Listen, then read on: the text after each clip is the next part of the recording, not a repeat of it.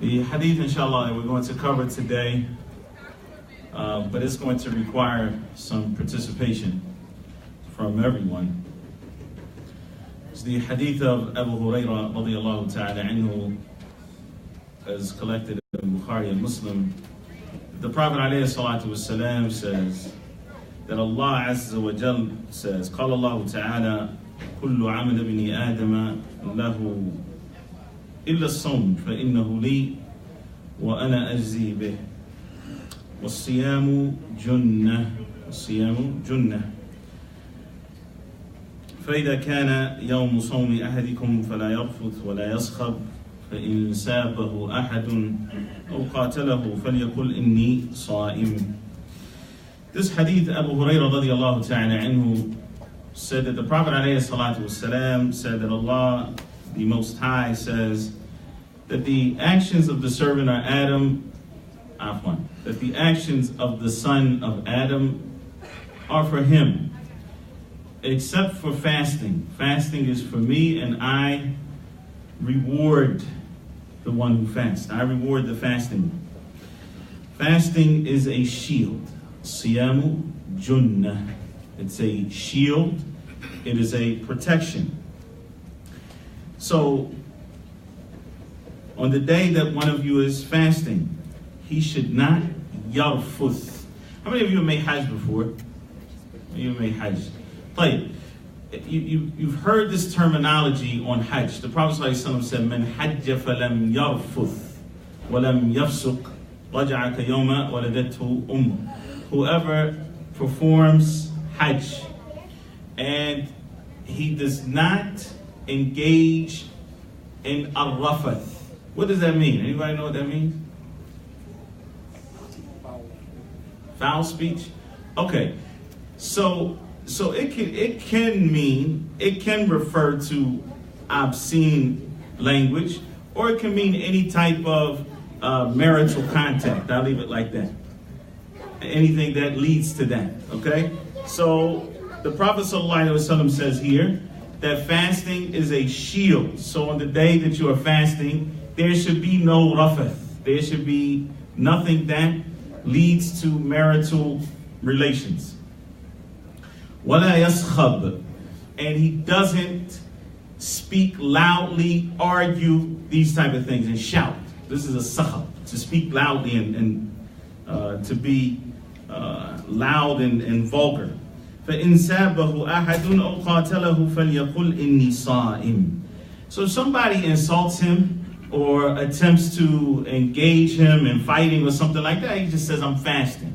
I'm fasting. وَالَّذِي نَفْسُ مُحَمَّدٍ بِيَدِهِ لَخَلُوفُ فَمِ الصَّائِمِ أَطْيَبُ عِنْدَ اللَّهِ مِنْ رِيحِ الْمِسْكِ. By the one in whose hand Muhammad's soul is in, meaning by Allah subhanahu wa ta'ala, the smell that comes from the mouth of one who is fasting is more beloved to Allah subhanahu wa ta'ala. It is purer. It is better than the smell of musk. لِلصَّائِمِ فَرْحَتَانِ. The fasting person has two times when he is extremely happy. إِذَا أَفْطَرَ فَرِحَ بِفِطْرِهِ وَإِذَا لَقِيَ رَبَّهُ فَرِحَ بِصَوْمِهِ. If he breaks his fast, or when he breaks his fast, he is happy that he has gotten the opportunity to break his fast. And when he meets his Lord subhanahu wa ta'ala, he is happy that he fasted. He is happy that he fasted. The part of this hadith that we're going to focus on, inshallah ta'ala, is the part where where Allah subhanahu wa ta'ala says, if this is part of the hadith al-Qudsi, as-siyamu junnah. Fasting is a shield. Fasting is a shield. It is a protection. And we're going to do, before I tell you what the scholars of hadith have said about this particular part of the hadith, what you're going to do is, with the person sitting next to you, inshallah, for the next 2 minutes, you're going to talk about what you think this means. How do you see fasting as being a protection? What do you do when you fast? I'm asking. You abstain from food. Okay, that's one. What else? Doing it for Allah. Forget what you're doing it for. Foul language. What are you doing? You abstain from food. Okay, what else? Foul language. You abstain from relations with your family, with your wife. Yes. Foul language. Sorry? Foul language. You abstain from foul language. Okay, time out. If somebody says something that's foul, they break their fast? Left? Okay. So, okay, we'll get back to that. What I want you to do, when the rules for fasting, the rule for fasting is that you're abstaining from food and you're abstaining from drink, you're abstaining from relations with your wife and anything else that is going to break your fast. From when to when? Sun up to sundown, right? No, wrong. All right, let's try again. Say it in English. He said, from Fajr till Maghrib, isn't that sun up to sundown? Yes? No. When is that from? From the what now? You don't get the answer. That's cheating. Somebody else. Just before the sunrise. Okay, what's that? 15 minutes before sunrise? That's Fajr? Come on, Shabbat. Fajr is dawn. That's the English word for it. Dawn. Okay? Play it. So from dawn until sunset. Not from sunrise to sunset. I only say that because sometimes it's important. You'll see that sometimes in the literature, especially when non-Muslims write about the fast, they'll write from sunup to sundown. This is when Muslims abstain from, these things from sunup to sundown. And then people actually get confused about that. And so they'll eat so they look you can look at any calendar and you can see when sunrise is and when sunset. And so if a person fasts from right before sunrise to sunset, then that fast is incorrect. The fast is incorrect. You understand? Because you have to fast from Fajr, which is dawn, until sunset. Okay. All right. So now, I've given you a chance to think about some things. With your partner right now, even though I know you didn't come with a partner, you're going to have a partner right now. With the person sitting next to you. There's no exception. So the only way there's an exception is if after everybody partners up, there's only one person left. That person is going to join a group with somebody else. So there'll be 3 people. That's no problem. In fact, if you want to be 3, that's not a problem. What I want you to do for the next 2 minutes is I want you to talk about, amongst yourselves, how is fasting a protection? Think about this question right here. How is fasting a protection? What is it a protection from? What is it a protection from? Okay, what are 2 questions? What's the 2 questions? How's fasting a protection? And what is it protecting you from? Okay, you got 2 minutes.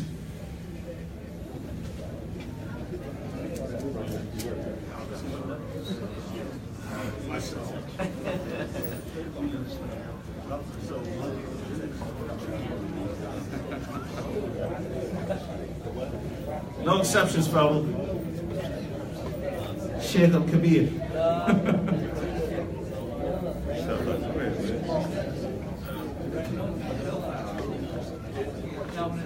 don't know what the question is? What is the shield on the children? Right. How is the shield?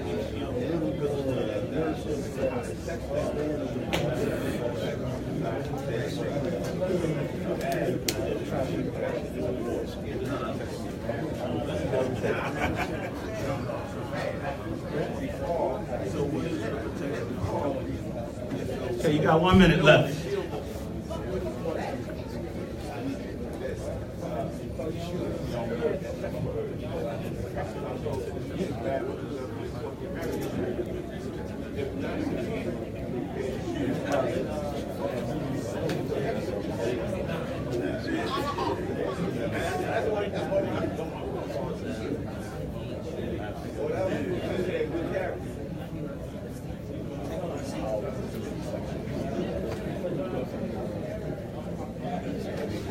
$30 seconds.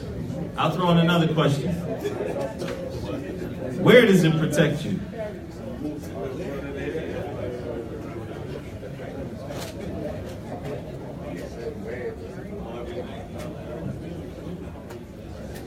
$10 seconds. I hope you guys got some good answers.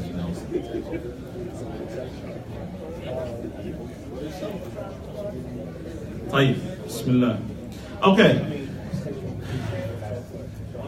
All right, you get a chance to get back with your partner later, inshallah. No, really, because it's important that this that what we do today is very practical. You don't want to just come and listen and you go home with nothing. So, inshallah, as-siyamu junnah, the Prophet ﷺ said. Fasting, or it could be from the part of the hadith that's Qudsi, fasting is a protection. Like, question number one, how is that? How is it a protection? Yes. Protect you from the hellfire. Okay, it protects you from the hellfire. Like, how? Because based on the hadith that the doors of the hellfire are closed. Okay, so the doors of the hellfire are closed during the month of Ramadan. The doors of Jannah are open. Like, that's Allah protecting you. He's the one that closed the doors, not your fast. It's closed even for the people that's not fasting. Somebody might have diabetes, can't fast in the month of Ramadan. They're still closed. Like, but you wanted something. Your answer is right. It is a protection from the hellfire. Yes. It's a protection from the fire across the land that's not buried, based on the hadith of the Prophet. Okay, so it protects a person who is not married from doing things that would be displeasing to Allah subhanahu wa ta'ala based on, and that is based on another hadith of the Prophet sallallahu alaihi wasallam where he said, Ya ma'ashar al-shabab, man istata'a minkum al-ba'ata falyatazawwaj. O young men, for those amongst you who can, who have the ability to get married, then let them do so. وَمَنْ لَمْ يَسْتَطِعْ, and whoever cannot, فَعَلَيْهِ بِالصَّوْمِ, then he should fast. فَإِنَّهُ لَهُ وِجَاء, because it is a protection for him, right? Wijat, it means that it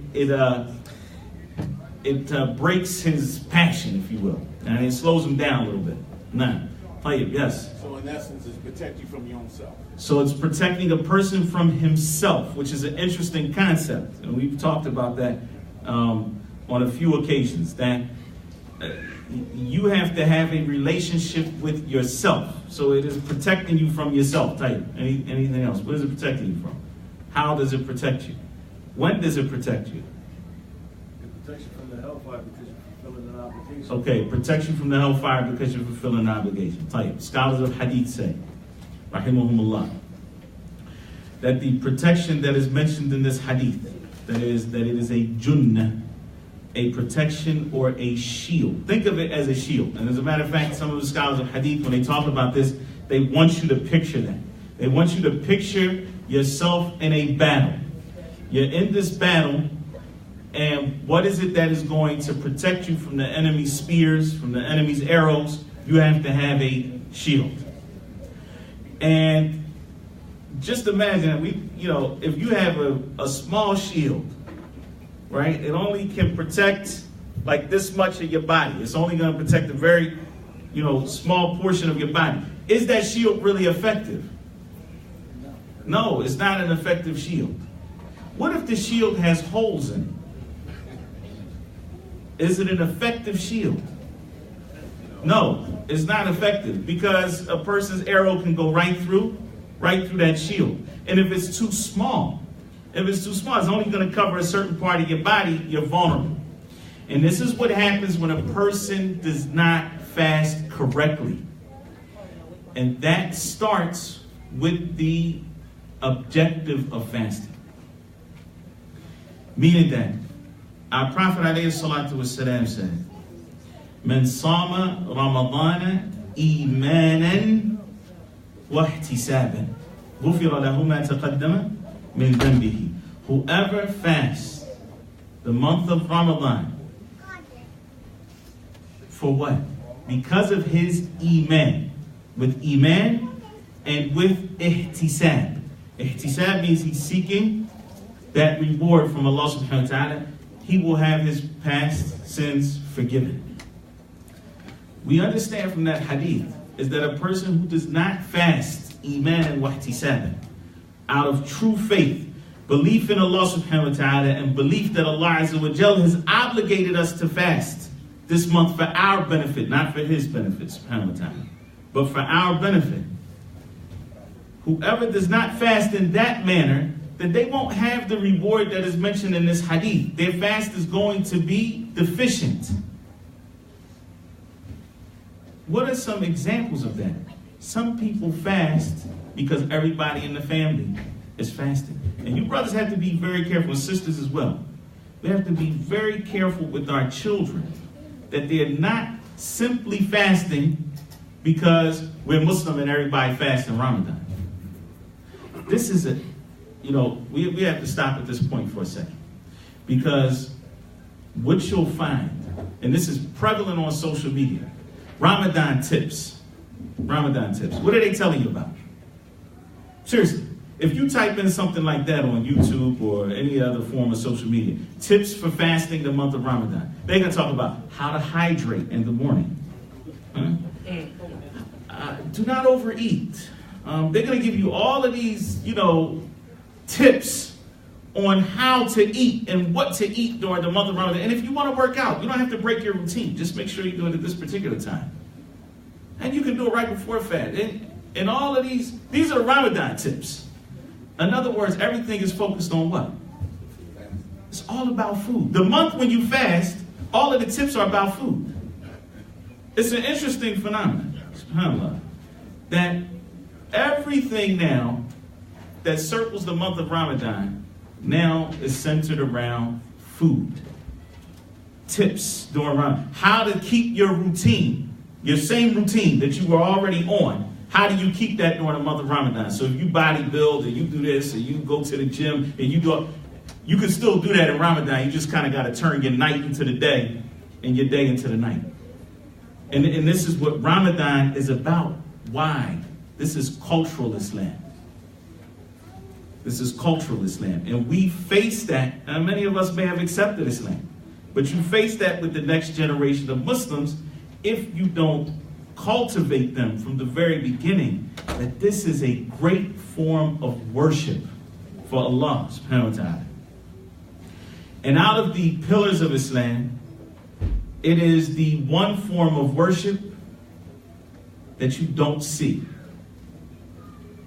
which makes it very different from a lot of the other forms of worship that we do. It's nothing stopping your child when nobody else is around from taking a drink of water. Nothing. Correct? You are trying to inculcate in them what? That Allah subhanahu wa ta'ala is watching them. That Allah Azza wa Jalla is Al-Alim. That He knows what they're doing. That they are leaving off these things that they naturally crave to delay gratification. SubhanAllah. And this is something that as time goes on, we lose this as a culture. I'm talking about as Americans. There used to be a time when if you wanted something that tasted good, that you actually had to wait a few minutes, right? Somebody actually had to cook. And now you just throw it in 45 seconds, a minute and a half, and there you go, voila, there's a meal, right? Because everything has become about instant gratification. People can't even read anymore because everything is, just send me over a text. 140 characters or less. And this is what life has become. When you now see, and I'm just talking about from a worldly perspective, the gratification that you have when you break your fast. How does it feel? Does it feel like any other day when you're just going to get lunch? No. You're going to have dinner? Absolutely not. There's a totally different sweetness to whatever it is.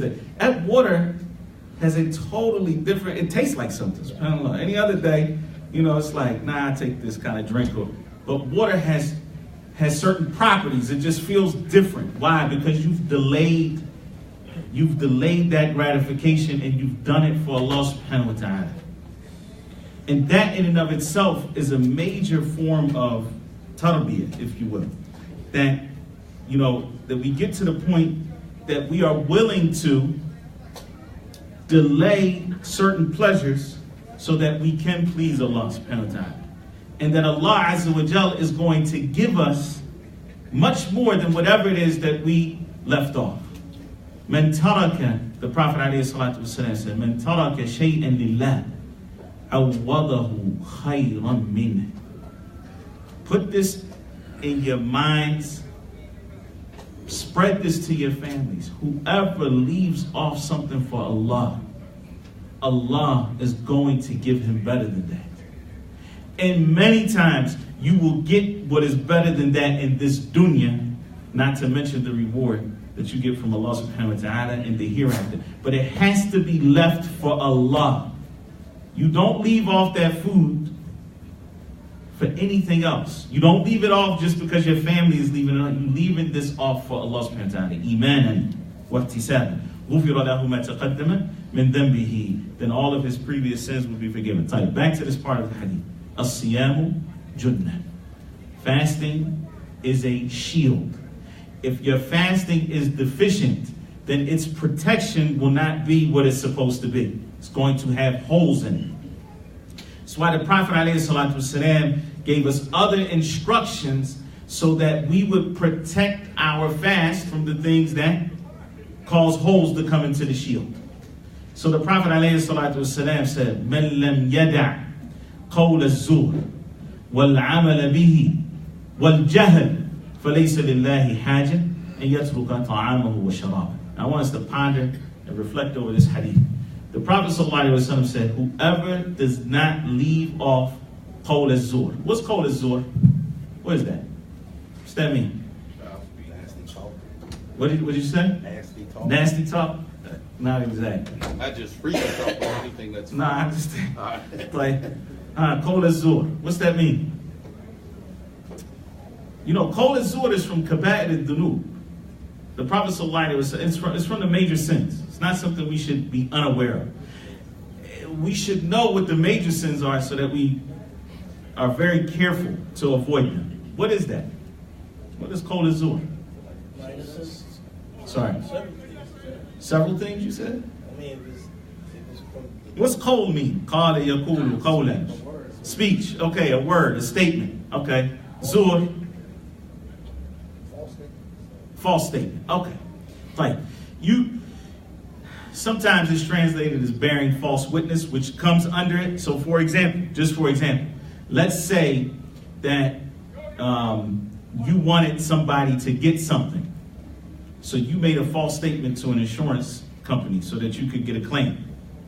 Or you were a witness to something, and then you exaggerated how it actually happened so that you could get more back. That is qawl az-zur. That's a false claim. In this particular hadith, man lam yada' qawl az-zur, the Prophet ﷺ said, whoever does not leave off false speech. Many of the scholars of hadith say that here the Prophet ﷺ is referring to any form of lying. Whoever does not leave off false speech and acting according to false speech and jahl. Jahl means here just being foolish, being a safa, or being easily agitated. All of this comes under jahl. Then Allah subhanahu wa ta'ala has no need for him to leave off his food and his drink. Like, think about this. Does Allah subhanahu wa ta'ala need anything? No. Allah Azza wa Jal needs nothing. Huwa al-ghani. Huwa al-ghani. Which means that he is free of need. He is rich. He's free of need. Allah subhanahu wa ta'ala. So what does that mean here when the Prophet ﷺ says that Allah has no need for him to leave off his food and drink? What's that mean? His fast is deficient. That means that the part of the etiquettes of his fasting is that he does not lie, and that he's not aggressive in his behavior. He's not easily agitated. If a person lies, this is why Ibn Battal and other scholars of hadith say that this hadith is a clear indication that anybody who lies while he is fasting, then the reward for his fasting is void. Think about that again. Anybody who lies, I'll tell you, some of you may not think about it like this.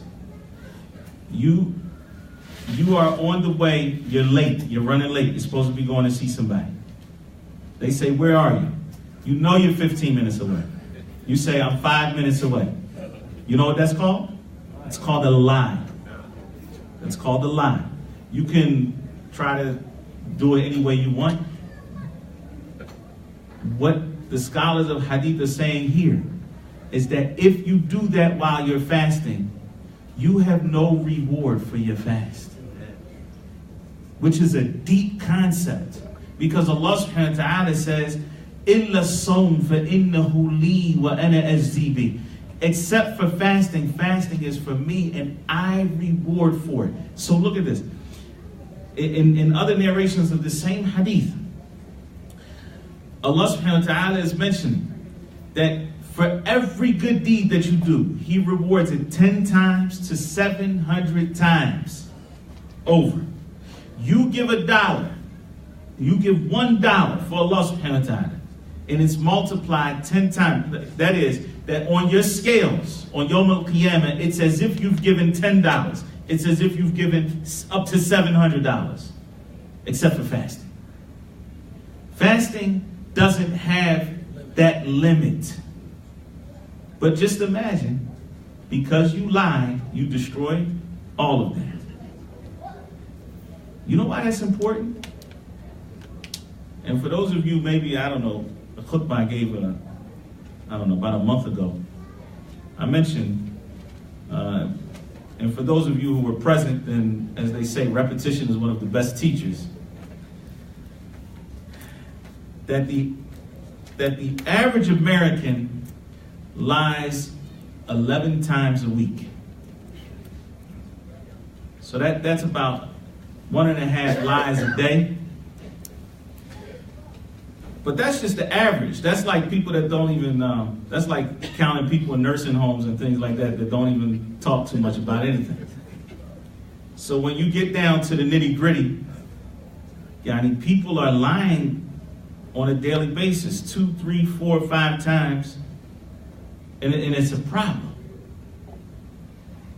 And so what's happening now is that as a Muslim, you are conscious of this hadith, man lam yada' qawl as-zur. Whoever does not leave off false speech. You're conscious of that now. And so when the brother asks you, well, what's up? Are you on your way? You say, look, to be honest with you, I'm running late. I'll be there in 15 minutes, inshallah. And you know what happens after that? You start to realize that it's going to be okay. That you don't have to lie to impress somebody. You don't have to lie to create a false reality about your life, which is what some people lie for. Life is just not exciting for them, so they lie about it. Yeah, I did this and I did that. It's like they're action heroes or something, because life is just too dull for them. And then you realize that everything you say is being written down. And that Allah subhanahu wa ta'ala is going to hold you accountable for every single utterance. And that becomes something that now, as you fast, you have a heightened awareness of that. And so you, for a full 30 days, don't tell one lie. And you know what happens after that? It becomes easy to tell the truth. And Allah Azza wa Jalla told us in the Quran, Ya alladhina amanu, taqullah, wa kunu ma'as-sadiqeen. Oh, you who believe, fear Allah, have taqwa of Allah, be conscious of Allah, which is your whole objective, right? Which is your primary objective. Fasting the month of Ramadan is to achieve taqwa. And do what along with that? Stop there. Wa kunu ma'as-sadiqeen, and be with those who are truthful. And that truthful incorporates truth in speech and other forms of being truthful, but that's one of the most obvious. And so it's very important, that as you fast, you think about these things, because otherwise your shield is going to be punctured. Not from the outside, but from the inside. You're the one cutting holes in your own shield. And then your fast is not the protection that it is supposed to be for you. And so, as many of you mentioned, fasting is a protection from the punishment of Allah subhanahu wa ta'ala. And nobody should feel safe from Allah Azza wa Jal's punishment. Now, Allah subhanahu wa ta'ala is Ra'uf, He's Rahim, He's Rahman, all of those things. But His punishment is severe. And al-amin min makrillah, that is for a person to feel safe from Allah subhanahu wa ta'ala's punishment, is also a major sin. We don't talk about it because it's not adultery, it's not backbiting, it's not this. A lot of times the actions of the heart are ignored. They get ignored because you can't see it. But feeling safe, like, oh, I'm good, Allah subhanahu wa ta'ala is not going to punish me, that's a major sin. Its opposite is also a major sin. To despair from Allah's mercy is a major sin. For a person to feel like they will not be forgiven by Allah subhanahu wa ta'ala is a major sin. And that's because it's going to push them into more sin. Not to mention that it's su'ad dhan billah subhanahu wa ta'ala. That it means you have bad assumptions about Allah Azza wa Jalla, as if His mercy is less expansive than your sins. As if His mercy can't encompass your sins. Like, as-siyamu junnah. Fasting is a shield. It's a shield in this life, and it's a shield in the next life. It's a shield in this life because it protects you from bad character. Look at the rest of that hadith. The Prophet ﷺ said, so if it is the day that you are fasting, then stay away from obscene behavior. And stay away from raising your voice and arguing. La yaskhab. Which is part of good behavior. And if somebody tries to engage you, and this is something else that we have to be a little bit more conscious of, especially in a society where we get agitated frequently. And sabahu ahad, somebody is coming down there insulting you. Maybe on another day, you just had your power drink, you're just coming from the gym, working on the mats, and somebody insults you. Your immediate reaction is to what? It's to respond in kind. It's not hard for me to do what you just did. But when you're fasting, the Prophet ﷺ is trying to get us to train ourselves to do something else. So what do we say when somebody insults you when you fast? I'm fasting. And do you say it out loud or do you say it to yourself? There's a difference of opinion amongst the scholars. But the strongest opinion seems to be that you actually say it out loud. You say it to that person to let them know, I have the ability to respond. But I'm fasting. And I am going to fast, which means to refrain. When you fast, you're refraining from something. Al-imsak, right? To fast is to refrain from eating and drinking. Right now, I'm going to refrain from responding because I'm fasting. And that fasting protects me from bad behavior. And the Prophet ﷺ said that the heaviest thing on the scales is what? Good character. It's good character. أَكْمَلُ الْمُؤْمِنِينَ إِيمَانًا أَحْسَنُهُمْ خُلُقًا. And the most complete of the believers in faith is those who are best in character. We shouldn't take this stuff lightly. Wallahi, we shouldn't look at fasting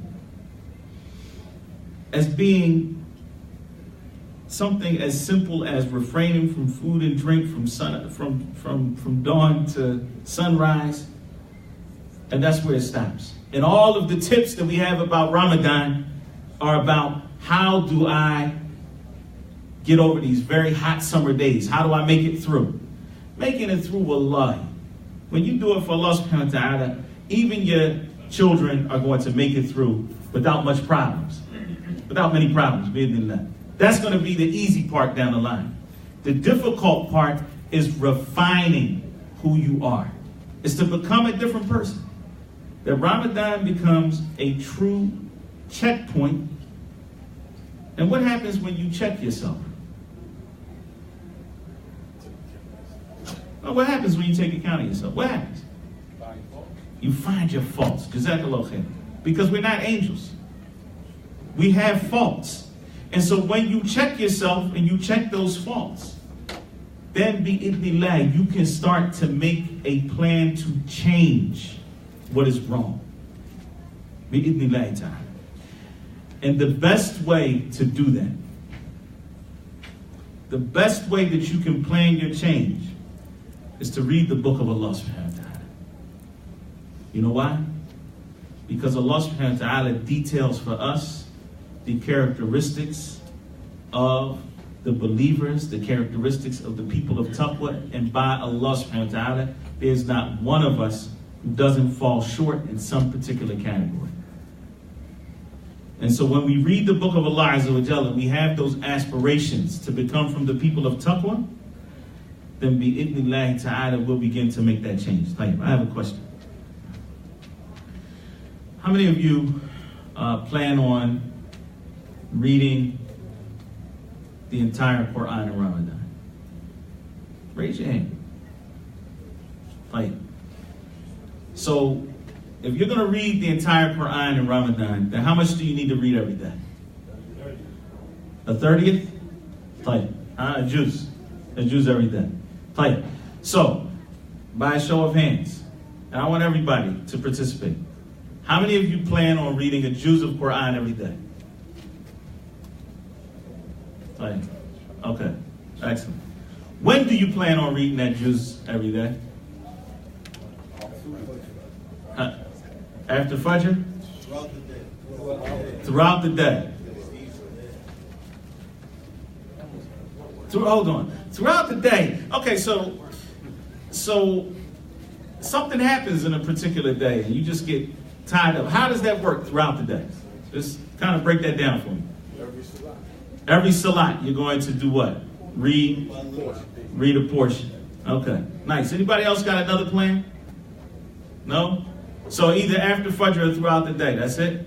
That's our plan? After work. What is after work? Okay. Can we can everybody pay attention with me real quick? It is my humble opinion, and don't shoot arrows from your eyes. It is my humble opinion that the only reason why you're stopping at a juz is because nobody has encouraged you to do more.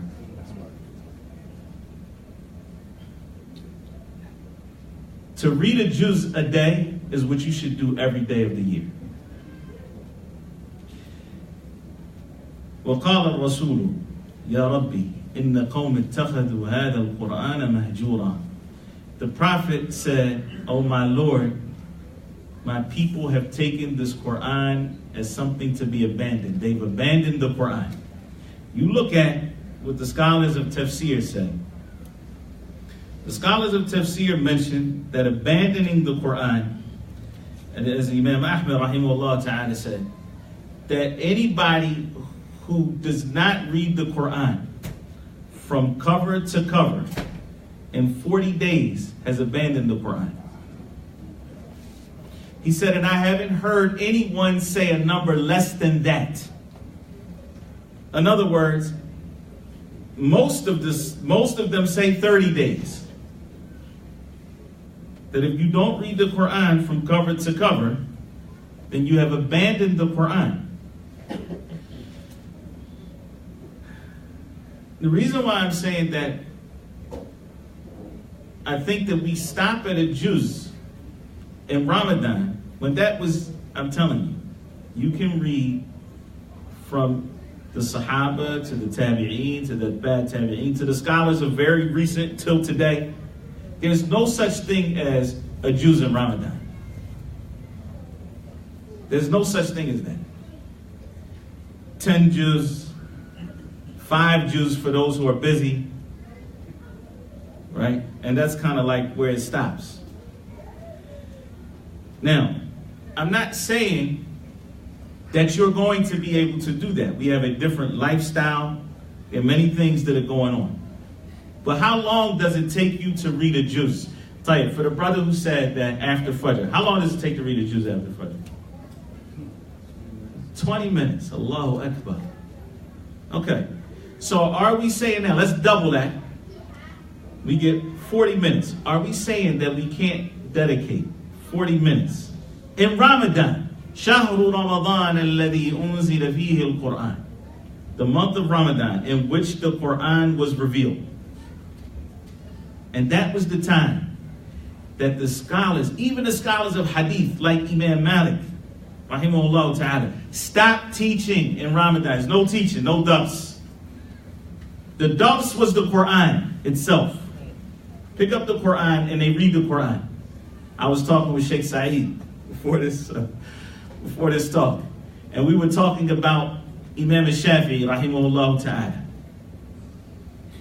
who used to read the Quran in Ramadan. He used to finish the Quran how many times in Ramadan? 60 times. 60 times. Twice a day he would finish reading the Quran. And then we say, nah, that's legend. That's just stuff they put in the books. Nah, it's not stuff they put in the books.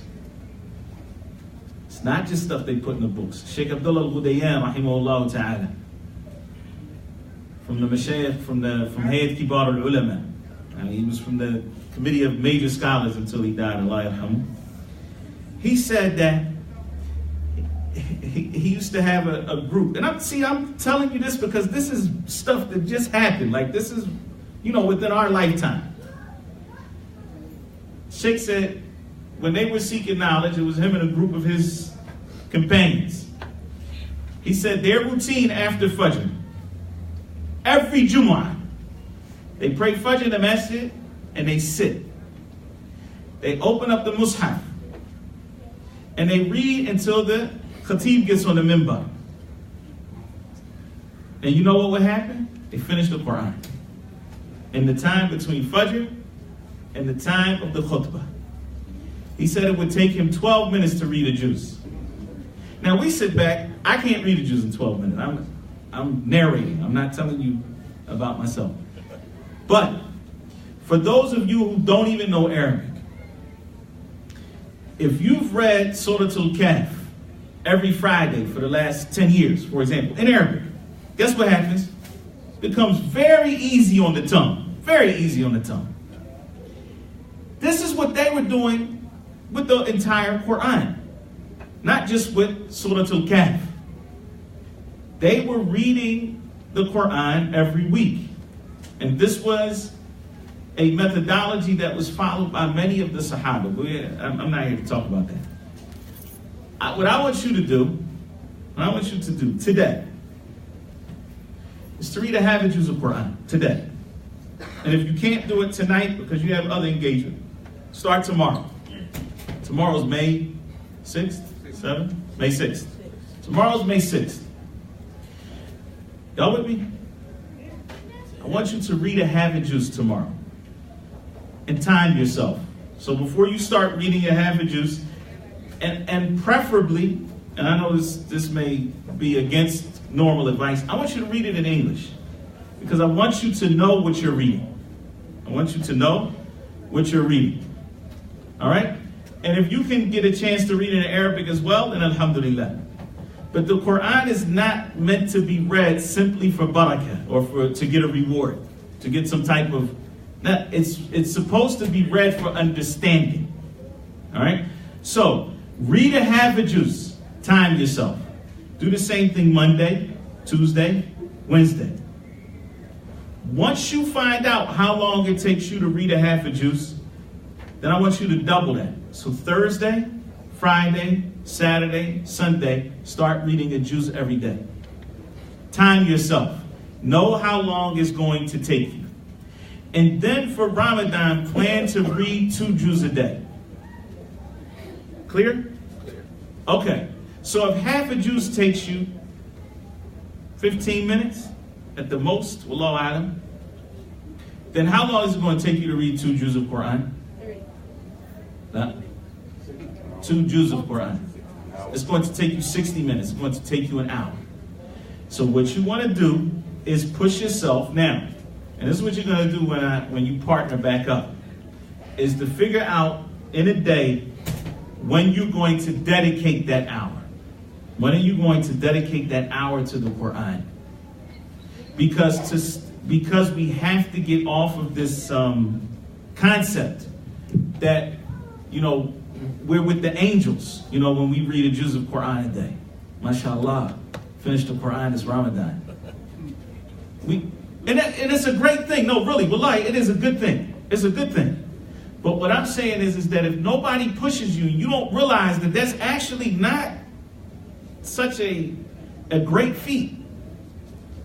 That you'll push yourself that extra mile, and then you'll see that, hey, I can actually read 2 juz of Quran a day. I never even tried it. And then you know what happens? After Ramadan, you'll go back down to 1 juz a day, and that's fine. But now you'll find yourself with an intimate relationship with the Quran. And now when you read the Quran, you'll read it differently. It's going to talk to you in a different way. How many of you have Quran on your smart devices? We're running out of time. Pull them out right now. I want you to go to Al-Hujurat. I don't know which ayah it is. اجتنبوا كثيرا من الظن. Which ayah is that? 11, 12? 49 is the number of the surah. Sisters as well. Pull out your smartphones. Go to Surah Al-Hujurat in English. I want you to be able to read it in English. What verse are you Oh, you believe, stay away from much suspicion. اجتنبوا كثيرا من الظن. Which ayah is it? It's 12. Okay, so it's number 12. Go to Hujurat 12. 49 chapter, 12th verse, 12th ayah. Tahir, who's going to read it? Somebody with a robust voice, huh? Tahir, go ahead, speak up. O you who believe, avoid much suspicion. Indeed, some suspicion is a sin. And do not spy or backbite each other. Would one of you like to eat the flesh of his brother when he is dead?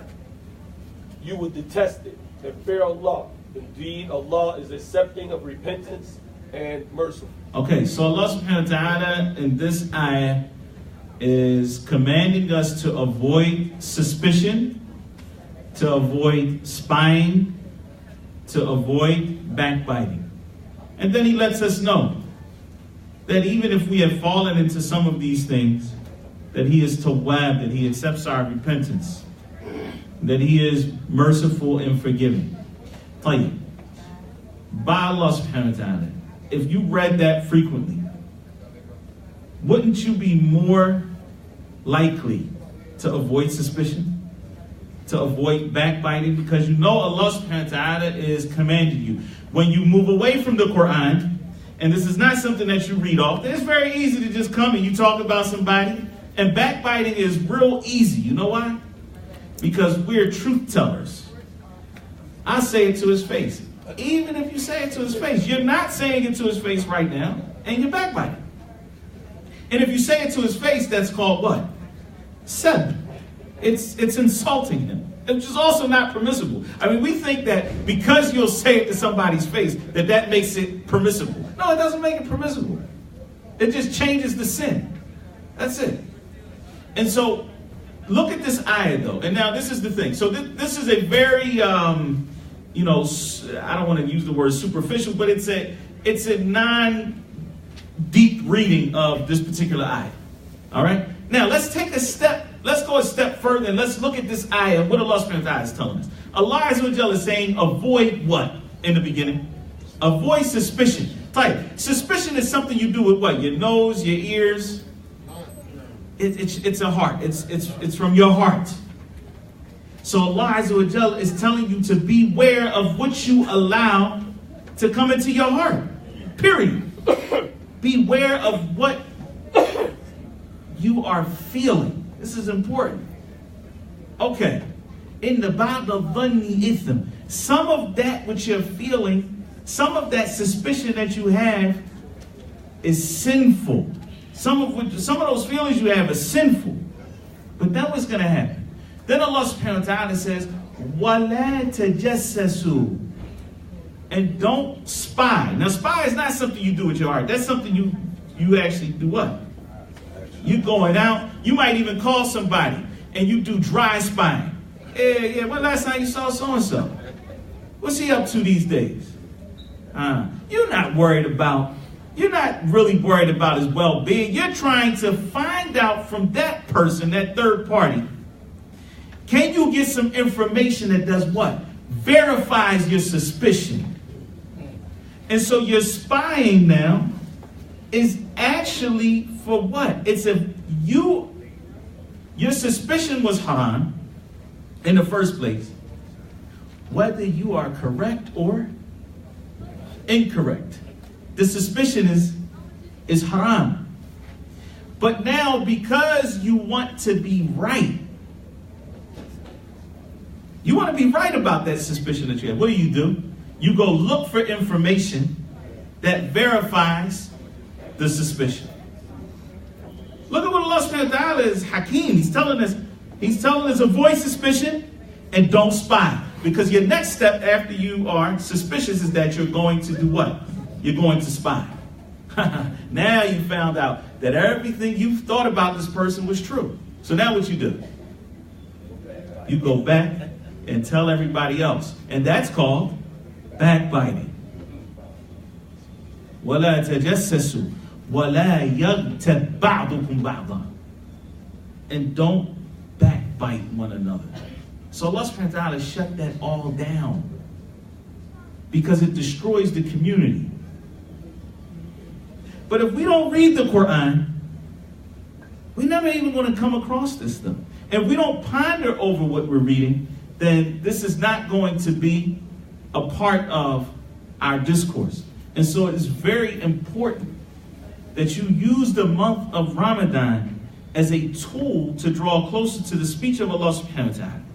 To make it a part of your life, that you increase in the reading of the Quran in Ramadan, and you build a habit so that after Ramadan, it's easy for you to read a juz of Quran a day.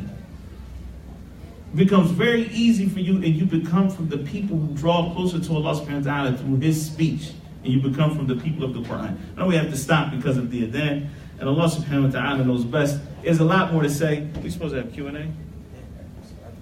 Okay, so immediately after Salat, we're going to have questions and answers, inshallah. I'll wrap up this particular idea, bi'idhnillahi ta'ala, after the Salat, bi'idhnillah, and then we'll have questions and answers. Wallahu a'lam, subhanakallah wa bihamdika, ashhadu an la ilaha illa anta, astaghfiruka wa atubu ilayk.